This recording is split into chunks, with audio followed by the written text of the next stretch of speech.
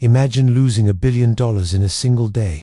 Now, imagine that happening 200 years ago, before computers, before the internet, before any of the modern financial systems we know today. This isn't a Hollywood movie plot.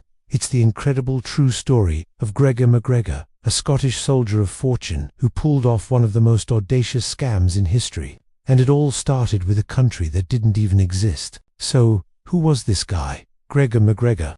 Born in Scotland in 1786, he had a flair for the dramatic and an insatiable ambition. He served in the British Army and later became a mercenary, fighting in the Venezuelan War of Independence alongside figures like Simon Bolivar. He was charismatic, looked the part of a hero, and people were naturally drawn to his grand tales of adventure. But his greatest performance was yet to come.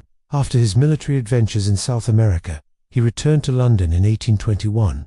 But he didn't come back empty-handed. He came back with a story, a very, very big story.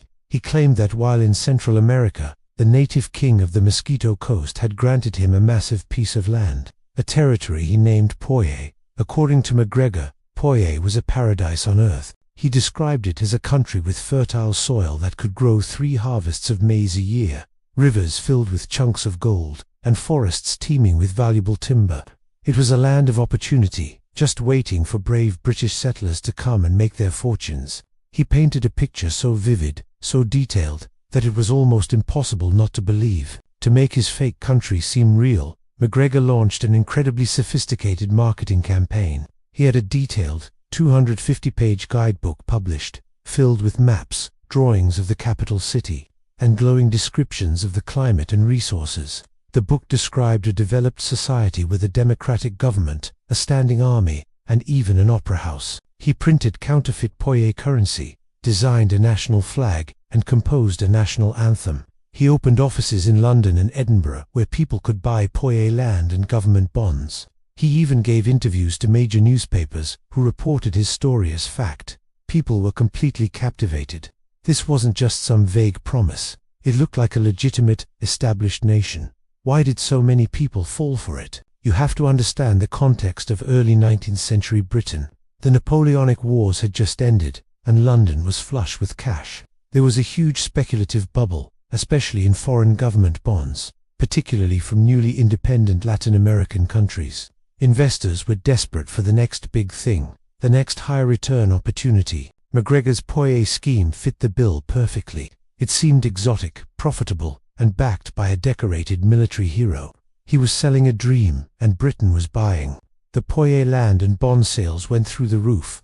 MacGregor raised an estimated £200,000 from selling land certificates, and another £1.3 million in today's money from government bonds. In total, his scam netted him what would be equivalent to over $1 billion in the 21st century.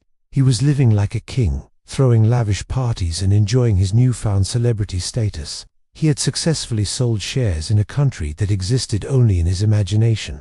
But the story doesn't end there. For the people who bought his dream, the nightmare was just beginning. With their life savings invested in Poye land, hundreds of settlers prepared to start their new lives. The first ship, the Honduras Packet, set sail in September 1822 with about 70 colonists. They were filled with hope, carrying everything they owned, ready to build their homes in the promised land. A second ship, the Kennesley Castle, followed in January 1823 with another 200 people. They expected to find a bustling port city with pre-built infrastructure. What they found was a desolate, swampy jungle. There was no capital city. There were no cleared fields, no friendly natives, no opera house, just impenetrable rainforest, swarms of mosquitoes, and deadly tropical diseases. The settlers were utterly unprepared. Their supplies quickly ran out. They were ravaged by malaria and yellow fever. The so-called paradise was a death trap. The survivors were eventually rescued by a passing ship from Belize, but by then, over 2/3 of the original settlers had died from disease and starvation. The dream of Poye had turned into a horrific tragedy. When the survivors finally made it back to London, the bubble burst. Newspapers that had once praised MacGregor now called him a monster.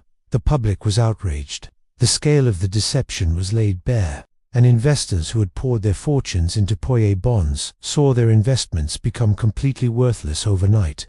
The billion-dollar mirage vanished, leaving financial ruin and human tragedy in its wake. But what happened to the man at the center of it all, Gregor McGregor?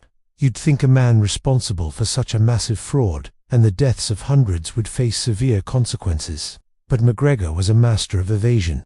By the time the truth came out, he had already fled to France. He tried to pull the same Poirier scam there, but the authorities caught on and briefly imprisoned him. Incredibly, he was acquitted and managed to escape justice.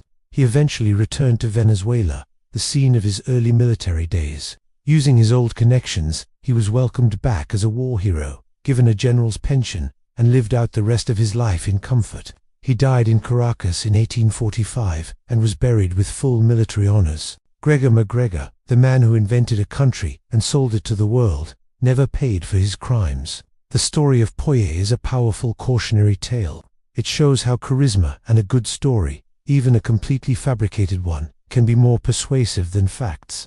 It's a lesson in the dangers of herd mentality and speculative fever, where the fear of missing out can blind people to obvious red flags. Even 200 years later, it reminds us to always question things that seem too good to be true, because sometimes they are.